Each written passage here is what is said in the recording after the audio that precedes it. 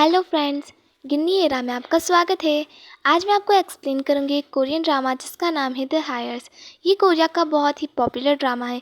इसकी IMDb rating है 7.5 और इसको 93% गूगल यूज़र्स ने लाइक किया है। तो अब मैं स्टोरी को स्टार्ट करती हूँ। ड्रामा की स्टार्टिंग में हमें एक टैन नाम के लड़के को दिखाया जाता है जो कि अमेरिका में अपनी पढ़ाई पूरी कर रहा होता है। पढ़ाई तो सिर्फ एक बहाना होता है क्योंकि उसका सौतेला भाई वॉन उसे प्रॉपर्टी और बिजनेस से दूर रखना चाहता है। टैन की मॉम केई टैन के डैड की सेकंड वाइफ है, जिसकी वजह से उन्हें वो रिस्पेक्ट कभी नहीं मिल पाती जिसके वो सपने देखा करती हैं। ये एक बहुत ही लालची किस्म की औरत है जिसकी वजह से ये कभी भी अपने बेटे का साथ भी नहीं देती है। फिर हमें टैन के डैड मिस्टर किम को दिखाया जाता है जो कि व्हील चेयर पर है। मिस्टर किम अपने बड़े बेटे पर बिल्कुल भरोसा नहीं करते, पर उनके छोटे बेटे का बिजनेस में इंटरेस्ट ना होने के कारण उनके पास कोई सेकेंड ऑप्शन नहीं है। मिस्टर किम की फर्स्ट वाइफ जिसुक बहुत ही स्ट्रिक्ट औरत है, जिन्होंने खुद होते हुए भी अपने हस्बैंड को सेकेंड वाइफ रखने की परमिशन दी। दूसरी तरफ हमें हाई स्कूल स्टूडेंट योंगदो को दिखाया जाता है जो कि एक अमीर फैमिली से बिलोंग करता है, और ये एक अमीर बाप के बिगड़े हुए बेटे से ज़्यादा कुछ नहीं है।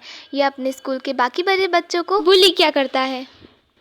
फिर हमें दिखाया जाता है हमारे ड्रामा की मेन लीड यन सेंग। ये अपनी माँ के साथ रहती है। इन दोनों की ये लाइफ में बहुत ज़्यादा डिफ़िकल्टी है। यून सेंग भी एक हाई स्कूल स्टूडेंट है, पर घर खर्च चलाने के लिए इसे बहुत सारी ही पार्ट टाइम जॉब करनी पड़ती है। इन्हीं काम के चलते वो एक बार एक ऑटोमोबाइल एजेंसी में जाती है जहाँ योंडो उसे देखता है, पर उस पर ज़्यादा ध्यान नहीं देता।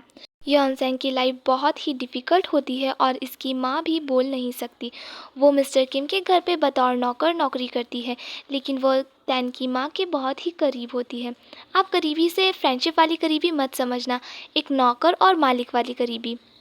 यॉनसेंग का एक बेस्ट फ्रेंड भी है जिसका नाम चैन है। चैन की गर्लफ्रेंड बोना योन को बिल्कुल पसंद नहीं करती क्योंकि उसे चैन के आसपास लड़कियां बिल्कुल पसंद नहीं, और चैन यून को बहुत ही ज़्यादा इम्पोर्टेंस देता है। पर अब चैन अपने आगे की पढ़ाई के लिए US जा रहा है। यून की बहन भी अमेरिका में ही अपनी पढ़ाई पूरी कर रही होती है। एक दिन उन्हें उसकी चिट्ठी मिलती है जिसमें लिखा होता है कि वो अमेरिका में बहुत ही अच्छी ज़िंदगी जी रही है और वो अमेरिका में ही एक अमीर और बहुत ही अच्छे लड़के से शादी करने वाली है।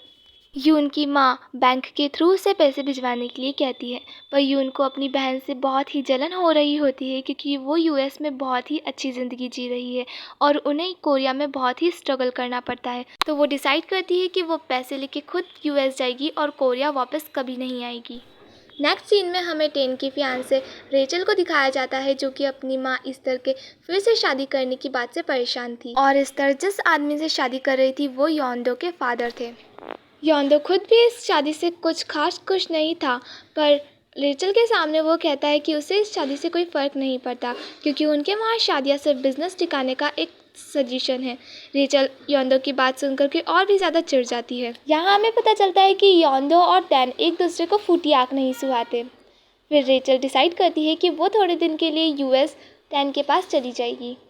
अब हमें एक और लड़की को दिखाया जाता है जिसका नाम है हियोशिंग। इस पर अपने ग्रैंडपा और फादर की एक्सपेक्टेशन का बहुत ज़्यादा बोझ था। ये थोड़ा अनकॉन्फिडेंट टाइप का लड़का है। ये स्कूल में योंडो का सीनियर भी है, और इन दोनों की इंट्रोडक्शन से हमें ये पता चल जाता है कि ये दोनों भी एक दूसरे को बिल्कुल पसंद नहीं करते। यून अपनी बहन से मिलने US पहुंच जाती है, जहां उसे एयरपोर्ट पर रेचल मिलती है। शुरुआत में ही इन दोनों के बीच में थोड़ी सी लड़ाई हो जाती है। अरे आप लड़ाई से मारा कुटी वाली लड़ाई मत समझना, ये एक बहस टाइप की लड़ाई है जिसमें ये स्टार्टिंग में ही एक दूसरे को पसंद नहीं करती हैं।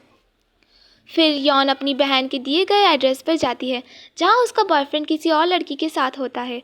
फिर वो वहां से उस रेस्टोरेंट में जाती है जहां उसकी बहन काम किया करती थी। वो अपनी बहन को देख करके बहुत हैरान हो जाती है क्योंकि अब तक उसकी बहन अपनी फैमिली से झूठ बोलती आ रही थी। ना वो कोई एक कॉलेज स्टूडेंट थी और ना ही वो किसी से शादी करने वाली थी। वो तो सिर्फ अपनी माँ से पैसे लेना चाहती थी। जब यून उसे इस बात के लिए कन्फर्ट करती है तो वो बिना किसी शर्म के उसके बैग से पैसे निकाल करके वहाँ से भाग जाती है। यून वहीं पर ही बैठ करके रोने लगती है क्योंकि जिन सपनों के साथ वो US आई थी वो अब चकनाचूर हो चुके हैं। टैन वहीं पर ही उसी रेस्टोरेंट में बैठ करके ये सब देख रहा था। यून अपने सूटकेस में सामान रख ही रही होती है कि तभी टैन का दोस्त वहाँ आता है और बीन्स पाउडर को ड्रग समझ करके ले करके भाग जाता है। यून भी उनके पीछे पीछे भागती है और उन दोनों को देख करके टैन भी उनके पीछे भागता है, और इसी भागम भाग में वो बीन्स का पाउडर फट जाता है और टैन के दोस्त के मुंह पे गिर जाता है। एलर्जी की वजह से टैन के दोस्त की तबीयत बहुत ख़राब हो जाती है। ये दोनों उसे लेकर के हॉस्पिटल में जाते हैं, जहाँ पर पुलिस यून से तरह तरह के सवाल पूछती है। इस प्रॉब्लम से यून को बाहर निकालने के लिए टैन यून को अपनी गर्लफ्रेंड बताता है, पर जाते जाते पुलिस ऑफिसर यून का पासवर्ड अपने साथ ही ले जाते हैं। टैन को पता था कि यून बहुत ही मुसीबत में है, इसलिए वो उसकी हेल्प करने के लिए उसे उसकी बहन के घर ड्रॉप करने जाता है, पर घर का कोई दरवाज़ा नहीं खोलता है। वह बाहर ही बैठ जाती है और इंतज़ार करने लगती है, पर उसे डर लगने लगता है। थोड़ी ही देर बाद टैन वापस आता है और उससे कहता है कि वो उसके साथ उसके घर चले। और इसी के साथ हमारा फर्स्ट एपिसोड यहीं ख़त्म होता है। दोस्तों, अगर आपको मेरी वीडियो पसंद आई हो तो वीडियो को लाइक करें। और ये मेरा फर्स्ट वीडियो था, तो इसके अंदर जो मिस्टेक हुई है उसके लिए मैं माफ़ी मांगती हूँ।